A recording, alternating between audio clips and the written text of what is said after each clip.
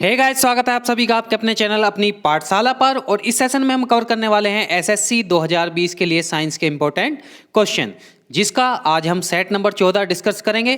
तो अगर आप चैनल पर नए हैं तो जल्दी से चैनल को सब्सक्राइब कर दें, साथ में बेल आइकन को भी दबा दें, जिससे कि आने वाली जो वीडियो है उनके नोटिफिकेशन आपको सबसे पहले प्राप्त हो जाएं। वीडियो आपको अच्छी लगे तो उसे लाइक करें और साथ साथ शेयर भी कर दें।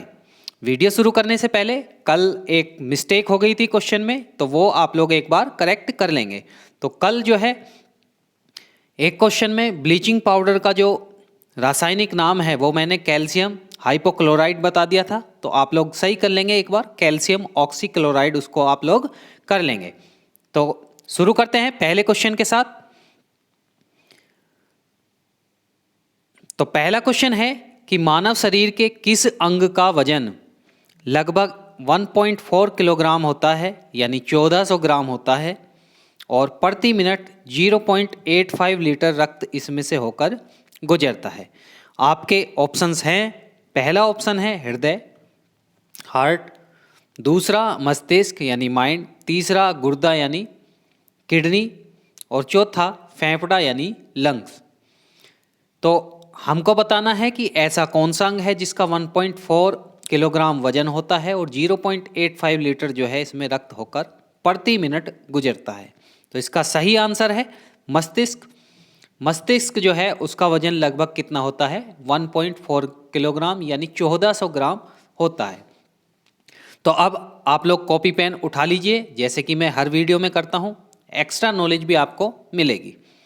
सबसे पहली बात कि मस्तिष्क का क्या काम होता है, तो आप लोग नोट करेंगे, ये जो तंत्रिका तंत्र है यानी हमारा नर्वस सिस्टम है, उसका नियंत्रक बिंदु होता है, यानी कंट्रोलर पॉइंट होता है। यानी पूरी जो हमारा नर्वस सिस्टम है यानी तंत्रिका तंत्र है, उसको नियंत्रण करने का कौन काम करता है, ये करता है हमारा मस्तिष्क। पहला पॉइंट नोट किया। दूसरा पॉइंट अब आप लोग नोट करेंगे। दूसरा पॉइंट ये है कि मांसपेशियों को आउटपुट भेजने का काम करता है।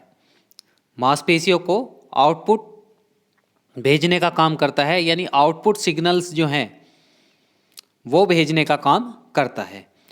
आप एक तीसरा पॉइंट ये नोट करना है कि जो मस्तिष्क है यानी माइंड है वो किस में सुरक्षित रहता है, तो वो क्रेनियम में सुरक्षित रहता है। क्रेनियम में सुरक्षित रहता है, जिसको हम आसान भाषा में कपाल भी बोल देते हैं। कपाल, कपाल भी बोल देते हैं। क्लियर है। चौथा पॉइंट सबसे ज़्यादा इंपॉर्टेंट है, तो ये आप लोगों को 100% नोट करना ही करना है। शरीर में कुल ऑक्सीजन का 20% जो है, ऑक्सीजन का कितने परसेंट, 20% भाग जो यूज़ करता है वो यूज़ करता है कौन, माइंड। और शरीर में ग्लूकोज का जो 25% होता है, ग्लूकोज का कितना, 25%, वो कौन यूज़ करता है, वो मस्तिष्क यूज़ करता है। क्लियर है। और मस्तिष्क का जो भाग होता है, भार होता है, वो लगभग शरीर के भार का 2% होता है। शरीर के भार का 2%। ये बात आप लोग याद रखेंगे, ये क्वेश्चन आने लायक है। पहला पॉइंट कि ये नर्वस सिस्टम का कंट्रोलर पॉइंट होता है, तंत्रिका तंत्र का नियंत्रक बिंदु होता है। दूसरा, ये आउटपुट सिग्नल भेजने के काम को करता है। तीसरा, कपाल में सुरक्षित रहता है, जिसको हम क्रेनियम भी कहते हैं। शरीर में ऑक्सीजन का कुल 20% यूज़ करता है, ग्लूकोज का कुल 25% यूज़ करता है, और शरीर के कुल भाग का 2% भार किसमें निहित होता है, मस्तिष्क में निहित होता है। तो ये बात आप लोग नोट कर लेंगे। आई होप आपको अच्छे से समझ में आया होगा। वीडियो अगर पसंद आ रही है तो उसे लाइक भी कर दें, साथ साथ शेयर भी कर दें। दूसरे क्वेश्चन के साथ चलते हैं। दूसरा क्वेश्चन है कि मानव कान की सामान्य श्रव्य सीमा क्या है, यानी ऑडिबल रेंज जो है ह्यूमन की वो कितनी है। आपको बताना है 20 हर्ट्ज से 20,000 हर्ट्ज, 25 हर्ट्ज से 1500 हर्ट्ज, 40 हर्ट्ज से 40,000 हर्ट्ज, और 35 हर्ट्ज से 3400 हर्ट्ज। इनमें से मुझे बताना है। तो देखिए, 3 तरह की क्या होती हैं, ध्वनि तरंगे होती हैं। आप लोगों ने पिछली वीडियो में देखा होगा, मैंने बताया है कि जो स्रव्य होते हैं, स्रव्य होती हैं 20 हर्ट्ज से 20,000 हर्ट्ज तक, 20,000 हर्ट्ज तक जो आदमी सुन सकता है सामान्य। दूसरा, एक अपश्रव्य होती हैं, अपश्रव्य। अपश्रव्य क्या होती हैं? ये 20 हर्ट्ज से कम होती हैं, 20 हर्ट्ज से कम। एक होती हैं पराश्रव्य, पराश्रव्य यानी अल्ट्रासोनिक। अल्ट्रासोनिक कितने में होती हैं? ये होती हैं 20,000 हर्ट्ज से ज़्यादा, 20,000 हर्ट्ज से ज़्यादा। हर्ट्ज क्या है? ये ध्वनि की तीव्रता का मात्रक है। तो अभी मैंने बताया सामान्य श्रव्य सीमा यानी श्रव्य तरंगों का परास, ये मेरे से पूछ रहा है, रेंज पूछ रहा है, तो उसकी रेंज होती है 20 हर्ट्ज से 20,000 हर्ट्ज तक। तो इसका सही आंसर हो जाता है ए। आई होप आपको समझ में आ गया होगा। तो ए इसका सही आंसर हो जाता है। तीसरा क्वेश्चन है कि पोलियो का पहला प्रभावी टीका किसने बनाया था? आपके ऑप्शन है John Gibson, John E Salk, Robert Edward या लुई पास्चर। तो देखिए, दो तरह के टीके आप लोगों ने देखे होंगे पोलियो के। एक तो पीने वाला 2 बूंद जिंदगी की। तो पीने वाला किसने बनाया? ये बनाया प्रोबास्की। या पीने वाला टीका किसने बनाया? ये बनाया क्रोपोबस्की। क्लियर है? और अगर मैं बात करूं जो इंजेक्शन वाला होता है, जिसको असल में टीका कहा जाता है, जो जन्म के समय पर लगता है, तो वो जॉन ई साल्क ने बनाया, जॉन ई साल्क। और ये बात है 1952 की। जॉन ई साल्क ने ये टीका बनाया था। तो आप लोग याद रखेंगे कि जो पीने वाला है, जो 2 बूंद जिंदगी की हैं, वो तो किसने बनाया? क्रोपोबस्की। और जो टीका है इंजेक्शन के थ्रू इंजेक्ट किया जाता है, वो किसने बनाया? जॉन ई साल्क ने 1952 में इसका सबसे पहले प्रयोग किया था। तो इसका सही आंसर क्या हो जाता है? इसका सही आंसर फिर बी हो जाता है। तो आई होप आपको समझ में आ गया होगा क्वेश्चन, इसीलिए मैं नए क्वेश्चन की तरफ बढ़ रहा हूं। तो नया क्वेश्चन है कि निम्नलिखित में से कौन सा एक सूक्ष्म पोषक तत्व है? सूक्ष्म पोषक तत्व कौन सा है? तो देखिए, पहले आपको जानना होगा कि सूक्ष्म पोषक तत्व क्या होते हैं। जितने भी तत्व हमारे शरीर के लिए जरूरी होते हैं, चाहे वो कैल्शियम हो, मैग्नीशियम हो, पोटेशियम हो और आयोडीन हो, कि जितने भी विटामिन हो, विटामिन का मतलब vitamin A, B, B6, C, D या जो भी जितने भी विटामिन होते हैं, वो सब किस में आते हैं? सूक्ष्म पोषक तत्व में आते हैं। क्लियर है? तो यहाँ से एक ही आंसर मेरा सही हो जाता है, आयोडीन मेरा सही आंसर हो जाता है, क्योंकि ये ही एक सूक्ष्म पोषक तत्व है। जैसा कि मैंने बताया कि जितने भी तत्व हमारे शरीर के लिए आवश्यक होते हैं, चाहे वो आयरन हो, चाहे वो आयोडीन हो, चाहे वो पोटेशियम हो, चाहे वो मैग्नीशियम हो, चाहे कैल्शियम हो, और सारे विटामिन ये किस में आते हैं? सूक्ष्म पोषक तत्वों में आते हैं। जबकि पोषक तत्वों में प्रोटीन, कार्बोहाइड्रेट और वसा, ये 3 मुख्यतः आते हैं। तो आई होप आपको समझ में आ गया होगा कि इसका आंसर कौन सा होने वाला है। इसका आंसर डी आंसर यानी आयोडीन मेरा सही आंसर हो जाता है। नेक्स्ट क्वेश्चन है क्वेश्चन नंबर 5। तो क्वेश्चन नंबर 5 में निम्नलिखित में से कौन सा पृथ्वी पर पाया जाने वाला सबसे हल्का पदार्थ है?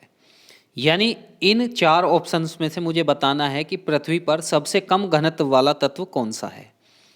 तो ऑप्शन है आपके एरोग्राफीन, एरोग्रेफाइड, कार्बाइन और हीरा। तो सबसे हल्का पदार्थ बताना है मुझे। तो इसका आंसर सही हो जाता है एरोग्राफीन, इसका सही आंसर हो जाता है। सबसे कम जो घनत्व वाला है वो कौन सा है? एरोग्राफीन है, जिसका घनत्व 160 ग्राम पर मीटर क्यूब होता है। तो ये बात आप लोग याद रखेंगे। एक बात और याद रखनी है कि जो सबसे अधिक वाला होता है, सबसे अधिक घनत्व वाला, सबसे अधिक घनत्व वाला, वो कौन सा होता है? वो होता है ओस्मियम। आपका सही आंसर हो जाता है ओस्मियम, OS से जिसको डिनोट करते हैं। क्लियर है? एरोग्राफीन का घनत्व जो है हीलियम से भी कम होता है, तो ये बात आप लोगों को याद रखनी है। कार्बाइन जो होता है ये पृथ्वी पर ज्ञात अब तक का सबसे ठोस पदार्थ होता है, ये हीरे से भी ज़्यादा ठोस होता है। जैसा कि ये कल के क्वेश्चन में आया था, तो एक बार आप लोग पहली वीडियो देख लेंगे तो कार्बाइन के बारे में आपको और डिटेल में समझने को मिल जाएगा। क्लियर है? नेक्स्ट क्वेश्चन है कि ऊर्जा के वे स्रोत जो बहुत लंबे समय तक प्रकृति में संचित रहते हैं और इनके समाप्त होने पर इन्हें शीघ्र प्रतिस्थापित नहीं किया जाता, उन्हें क्या कहा जाता है? उन्हें गैर नवीनीकरण स्रोत कहा जाता है, यानी non conventional source of energy. वैकल्पिक यानी ऑब्जेक्टिव्स, अक्षय मतलब जो कभी खत्म ना हो, और कन्वेंशनल मतलब नवीनीकरणीय स्रोत। तो आप लोगों को बताना है कि ऐसे कौन से स्रोत हैं जो जीवाश्म के रूप में पाए जाते हैं, यानी प्रकृति में बहुत समय से संचित होते हैं। जैसे कि आपका पेट्रोल हुआ, आपका डीजल हुआ, कोयला हुआ और बायोगैस हुई। ये सब आप लोगों को बताना है कि किस में आते हैं, गैर नवीनीकरणीय में आते हैं, वैकल्पिक में आते हैं, अक्षय में आते हैं, या नवीनीकरणीय स्रोत में आते हैं। तो इसका सही आंसर क्या हो जाता है? इसका सही आंसर ए हो जाता है, यानी गैर नवीकरणीय स्रोत, यानी non conventional source of energy. Non conventional source of energy क्या होते हैं? ये प्रकृति में पाए जाते हैं और ये इनको दोबारा यूज़ नहीं किया जा सकता, एक तो बात ये है। और दूसरा ये है कि इनके जो जब ये समाप्त हो जाते हैं तो इनको जल्दी से प्रतिस्थापित नहीं किया जा सकता। यानी अगर आज पेट्रोल ख़त्म हो जाए तो इसको जल्दी से प्रतिस्थापित नहीं किया जा सकता, उसमें बहुत ज़्यादा टाइम लगता है। क्लियर है? Question number 7। तो क्वेश्चन नंबर 7 मुझे बताना है कि स्कर्वी रोग जिसका मुख्य लक्षण है मसूड़ों में खून आना, किसकी कमी से होता है? तो ये सबसे नॉर्मल क्वेश्चन हमारे बायोलॉजी में पूछा जाता है। ऑप्शन है आपके कोलेस्ट्रॉल, प्रोटीन, विटामिन सी और विटामिन ए। तो आप लोग इसका आंसर जानते होंगे, विटामिन सी की कमी से स्कर्वी रोग होता है, और जिसमें मसूड़ों से खून आना सबसे मुख्य इसका लक्षण होता है। क्लियर है? 8th क्वेश्चन में कह रहा है कि इनमें से कौन सा मात्रक मोल का प्रतीक है? मोल आप लोग जानते होंगे, मोल किसका मात्रक है? ये है पदार्थ की मात्रा का मात्रक, पदार्थ की मात्रा। इसको MOL, छोटे MOL से प्रदर्शित किया जाता है। तो मोल पदार्थ की मात्रा प्रदर्शित करते हैं, और मोल जो है एक मूल राशि भी है, मूल मात्रक भी है, ये आप बात याद रखेंगे। तो इसका सही आंसर हो जाता है सी, यानी मोल इसका सही आंसर हो जाता है। क्लियर है? नेक्स्ट क्वेश्चन है कि मवेशियों में मैड काऊ रोग किस वजह से होता है? आपके ऑप्शन है प्रोटोजोआ, मांस और हड्डी युक्त भोजन, जीवाणु या विषाणु। देखिए, मैड काऊ रोग क्या होता है? मैड काऊ रोग होता है, आप लोग इसका एक और नाम जानते होंगे, CJD। आपसे ये भी पूछ सकता है कि मवेशियों में CJD रोग जो है किसके कारण होता है? तो इसका फुल फॉर्म है, आप लोग नोट करेंगे, क्रुथ फेल्ट जैकब रोग, जैकब डिसीज, या रोग भी आप इसको कह सकते हैं। क्लियर है? तो ये जो होता है ये मांस और हड्डी युक्त भोजन खाने से होता है, और इसमें क्या होता है, इसमें दिमाग जो है वो काम करना बंद कर देता है, जिससे शरीर की जो पूरी गतिविधियां हैं वो भी साथ साथ बंद हो जाती हैं। तो इसका सही आंसर क्या हो जाता है? इसका सही आंसर बी हो जाता है। क्लियर है? निम्नलिखित में से किस तत्व में श्रृंखलन का गुण होता है?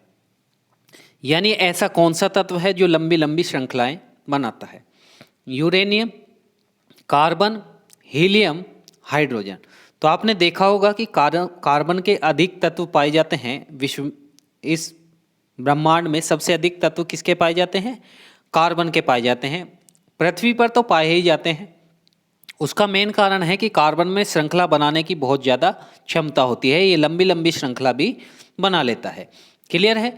तो इसका सही आंसर क्या हो जाता है? इसका सही आंसर बी हो जाता है कि कार्बन जो है लंबी लंबी श्रृंखलाएं बनाता है। क्लियर है? नेक्स्ट क्वेश्चन, निम्नलिखित में से कौन सा पोषक तत्व केले में प्रचुर मात्रा में पाया जाता है? Potassium, protein, niacin, riboflavin. तो एक बार नोट करेंगे आप केले में कौन कौन सा पोषक तत्व पाए जाते हैं। अगर मैं बात करूं विटामिन की तो vitamin A, vitamin B, vitamin B6 ये मुख्यतः पाए जाते हैं। मैं अगर बात करूं तत्वों की तो कैल्शियम, मैग्नीशियम और पोटेशियम इसमें मुख्य रूप से पाए जाते हैं। क्लियर है? तो आप लोग याद रखेंगे कि जो केला है उसमें कौन सा तत्व पाया जाता है प्रचुर मात्रा में? कैल्शियम, मैग्नीशियम और पोटेशियम। तो देखिए ऑप्शन में कैल्शियम नहीं है, मैग्नीशियम नहीं है, पोटेशियम इसका सही आंसर हो जाता है, यानी ए इसका सही आंसर हो जाता है। समझ में आया? नेक्स्ट क्वेश्चन की तरफ बढ़ रहे हैं हम। नेक्स्ट क्वेश्चन है कि प्रबल अम्ल में के विलयन में ज़्यादातर होते हैं अणु होते हैं, आयन होते हैं, अणु और आयन दोनों होते हैं, या पानी होता है? तो आपने पढ़ा होगा कि जो जितना प्रबल अम्ल होता है उसमें H+ आयन्स की संख्या सबसे ज़्यादा होती है। H+ आयन्स की संख्या सबसे ज़्यादा होती है और दुर्बल अम्ल में OH- आयन्स की संख्या सबसे ज़्यादा होती है। तो चाहे प्रबल अम्ल हो चाहे दुर्बल अम्ल हो, इसमें सबसे ज़्यादा क्या पाए जाते हैं? इसमें आयन्स पाए जाते हैं। जैसे अगर मैं बात करूं H2SO4 की तो इसमें 2 आयन्स आपको मिलेंगे, 2 तो H+ हैं इसमें और 1 SO4 का आयन है। क्लियर है? जैसे मैं HCl की बात करूं तो HCl में 2 आयन हैं, H+ आयन है और Cl- आयन है। तो इसका सही आंसर क्या हो जाता है? इसका सही आंसर हो जाता है बी। क्लियर है? नेक्स्ट क्वेश्चन की तरफ बढ़ रहे हैं भाई हम। नेक्स्ट क्वेश्चन है कि सभी बिजली उपकरण जैसे आयरन, टोस्टर, केतली आदि में किस सिद्धांत का प्रयोग किया जाता है? सर्किट में प्रतिरोध, श्रेणी क्रम में करंट, या करंट का ताप प्रभाव, या विद्युत उत्पादन। तो इसका सही आंसर क्या हो जाता है? इसका सही आंसर हो जाता है करंट का ताप प्रभाव। ये जो सिद्धांत है ये कहता है कि अगर हम विद्युत धारा के बहने का क्या करते हैं? ज़्यादा विरोध करते हैं, यानी उच्च प्रतिरोध वाली वस्तुएं हम उसमें इस्तेमाल करते हैं, तो विद्युत ऊर्जा जो है वो ताप का उत्पादन करता है, यानी जो ऊष्मीय प्रभाव है वो देखने को विद्युत का मिलता है। क्लियर है? क्वेश्चन नंबर 14 में बताना है कि हीरे में प्रत्येक कार्बन परमाणु कितने कार्बन परमाणु से जुड़ा हुआ होता है? ऑप्शन है 2, 3, 4, 5। तो हीरा जो है, हीरे में एक कार्बन परमाणु जो है पास वाले 4 कार्बन परमाणुओं से जुड़ा होता है। ये एक नॉर्मल क्वेश्चन है, इसके बारे में आप लोग जानते होंगे। क्लियर है? तो इसका सही आंसर क्या हो जाता है बच्चा? इसका सही आंसर हो जाता है थर्ड, यानी 4 कार्बन परमाणुओं से प्रत्येक कार्बन परमाणु जुड़ा होता है। क्लियर है? लास्ट क्वेश्चन की तरफ बढ़ रहा हूं मैं, क्वेश्चन नंबर 15। क्वेश्चन नंबर 15 है कि सोडियम कार्बोनेट का सामान्य नाम क्या है? आपके ऑप्शन है ब्लीचिंग पाउडर, खाने का सोडा, धावन सोडा, या साधारण नमक। तो ब्लीचिंग पाउडर, जैसा कि मैंने वीडियो के स्टार्टिंग में बताया, इसका फॉर्मूला होता है CaOCl2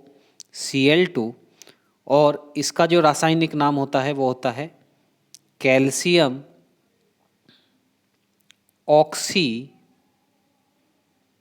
chloride. Calcium oxy chloride. तो आप लोग नोट कर लेंगे या स्क्रीनशॉट भी ले सकते हैं। दूसरा चलो, सेकंड नंबर का है खाने का सोडा। खाने का सोडा जो होता है इसको बेकिंग सोडा भी कहते हैं,